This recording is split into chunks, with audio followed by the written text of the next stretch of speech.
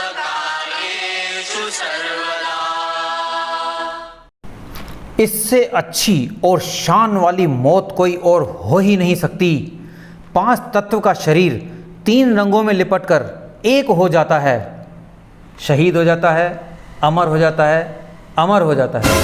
प्रणाम दोस्तों, एक बार फिर मैं योगेश्वर महिन आपके सामने उपस्थित हुआ हूँ अपने देश की आन बान और शान को कायम रखने वाले, सदा जवान रहने वाले फौजी के बारे में।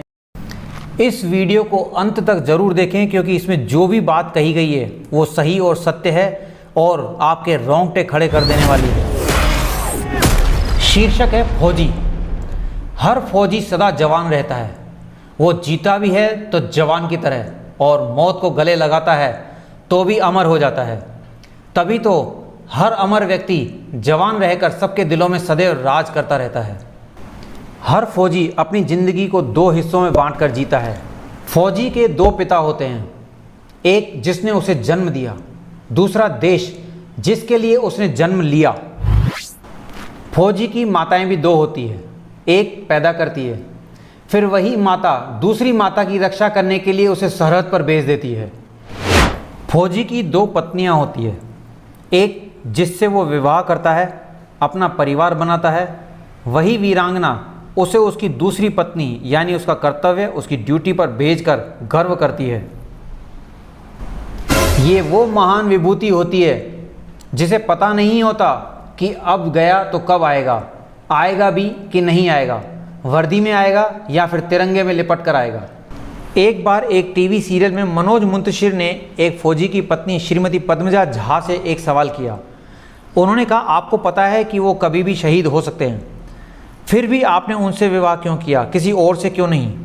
तो उनका जवाब था, जब वो वर्दी में सामने आते हैं तो उनके चेहरे और शरीर का रुतबा इतना आकर्षक होता है कि हम वो सब बातें भूल जाती है जो हमें बाद में रुला सकती है। उनके चेहरे की लाली हमारी मांग का सिंदूर बन जाती है, पर जब वो तिरंगे में लिपट कर आते हैं तो पता लगता है कि वो भारत माता की मांग के सिंदूर में अपना लाल रक्त भरकर उस रंग की मर्यादा को कायम रखते हुए शहीद होकर अमर हो जाते हैं। है ना गर्व की बात? फौजी जब एक पिता बनता है तब वो और महान हो जाता है। जब वो सरहद पर रक्षा करने के लिए खड़ा होता है तब वो वही कर्म करता है जो एक पिता अपने परिवार की रक्षा के लिए करता है। धूप, आंधी, धूल, मिट्टी, बारिश, बर्फ, सर्दी, गर्मी, तपती धरती, नदी, तालाब, पत्थर, पहाड़, खंडर आदि सब उसके लिए खिलौने होते हैं। वो इनसे डरता या घबराता नहीं है, बल्कि इनसे खेलते हुए हंसते हंसते आगे निकल जाता है अपनी मंजिल की ओर। आपको पता है फौजी के घर में होली, दिवाली, राखी, सकरात, करवा चौथ कब मनाया जाता है? तब नहीं जब इन त्योहारों की तारीख आती है। ये त्यौहार तब मनाए जाते हैं जब फौजी छुट्टियों पर अपने घर आते हैं। उनके लिए वो दिन ही त्यौहार होता है। कितनी गहरी समझ, जज्बा, प्रेम और त्याग की परिभाषा है। उनके आने पर ही त्यौहार मनाने की बात का मज़ा ही अलग है। कितना आसान है ये कहना कि ये फौजी है, पर फौजी बनना हर किसी के बस की बात नहीं है। अपना भरा पूरा परिवार, माता पिता, भाई बहन, पत्नी और बच्चों से भरे फूल उपवन को छोड़कर चला जाता है बलिदान की पगडंडी पर अपना पराक्रम दिखाने, और सरहद पर सूनापन, अकेलापन, तनाव, दूरी की वजह से बेचैनी, सरहद पर हमेशा संघर्ष और बलिदान होने वाली सभी कठिनाइयों को बर्दाश्त करता रहता है। इसे कहते हैं फौजी। दोस्तों, फौजी की माँ और पत्नी की एक और गहरी त्याग की भावना ये है कि वो घर में एक फौजी को तिरंगे में लिपट कर आने पर रोती नहीं है, बल्कि घर में ही दूसरे फौजी को वर्दी में देखने की तमन्ना करने लग जाती है। कैसी गरिमामयी जीवट रूह की वीरांगनाएं होती है ये, जो फौजी की शहीदी के बराबर का महत्व रखती हुई जीवन जीती है। धन्य है हमारे फौजी भाई, धन्य है उनका परिवार, और धन्य है वो देश जहां ऐसे लोग बार बार जन्म लेते हैं और देश पर मर मिटते हैं। इन सबसे बड़े भाग्यशाली हम हैं जो ऐसे महान और अभूतपूर्व देश में पैदा हुए हैं। हमें अपने देश पर गर्व था, है और सदा रहेगा। पता है एक फौजी सरहद पर जाबाजी के साथ कैसे लड़ जाते हैं? क्योंकि उन्हें पता होता है कि उनके घर का मोर्चा मजबूत है। एक फौजी सीमाओं पर दुश्मनों की टोलियों से लड़ता है, ठीक वहीं उसकी पत्नी घर में बसी तन्हाइयों के सागर से लड़ती है। बस यही एक ख़ास बात है इनके परिवार में। चलते रहेंगे काफिले मेरे बगैर भी यहाँ, एक तारा टूट जाने से आसमान सूना नहीं होता, मगर इस टूटे तारे को क्या पता कि वो जिस घर का था उस घर के तो सारे चांद तारे ही रूठ जाते हैं हमेशा के लिए।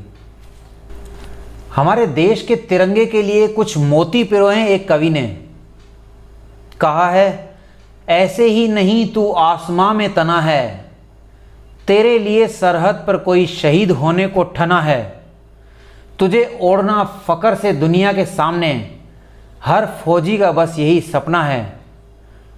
कुछ तो पुण्य कमाए होंगे तूने ए कपास के टुकड़े, यूं ही नहीं तू भारत का तिरंगा बना है। जय हिंद। नन्ना मुन्ना राही हूँ, देश का सिपाही हूँ, बोलो मेरे संग जय हिंद जय हिंद जय हिंद जय हिंद जय हिंद। नन्ना मुन्ना राही हूँ, देश का सिपाही हूँ, बोलो मेरे संग जय हिंद जय हिंद जय हिंद जय हिंद जय हिंद। अब मन की बात।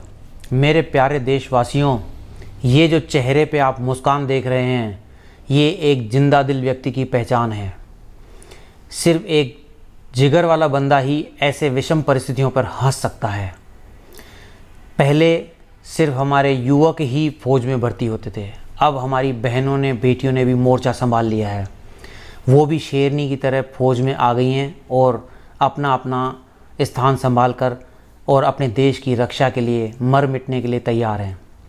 मैं सभी को हाथ जोड़कर प्रणाम करता हूं और नमन करता हूं कि ऐसे विभूतियों को भगवान लंबी आयु दे और सदैव स्वस्थ रखे। जय हिंद, जय भारत, वंदे मातरम। कर चले हम फिदा, जानो तन साथियों, अब तुम्हारे हवाले वतन साथियों।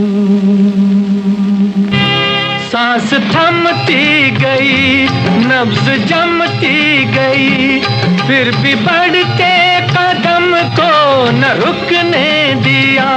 कट गए सर हमारे तो कुछ गम नहीं, सर हिमालय का हमने न झुकने दिया। मरते मरते रहा बागपन साथियों, अब तुम्हारे हवाले वतन साथियों। जिंदा रहने के मौसम बहुत है, मगर जान देने की रुत रोज आती नहीं।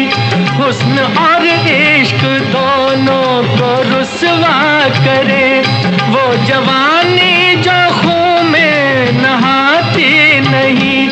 आज धरती बनी है दुल्हन साथियों, अब तुम्हारे हवाले वतन साथियों।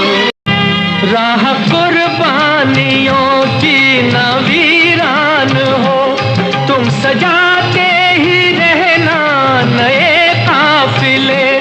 फतेह का जश्न इस जश्न के बाद है, जिंदगी मौत से मिल रही है गले। बांध लो अपने सर से कफन साथियों, अब तुम्हारे हवाले वतन साथियों। खींच दो अपने खून से जमीन पर लगी, इस तरफ आने पाए न रावण कोई। तोड़ दो हाथ अगर हाथ उठने लगे, छूने पाए न सीता का दामन कोई। राम भी तुम ही लक्ष्मण साथियों, अब तुम्हारे हवाले वतन साथियों।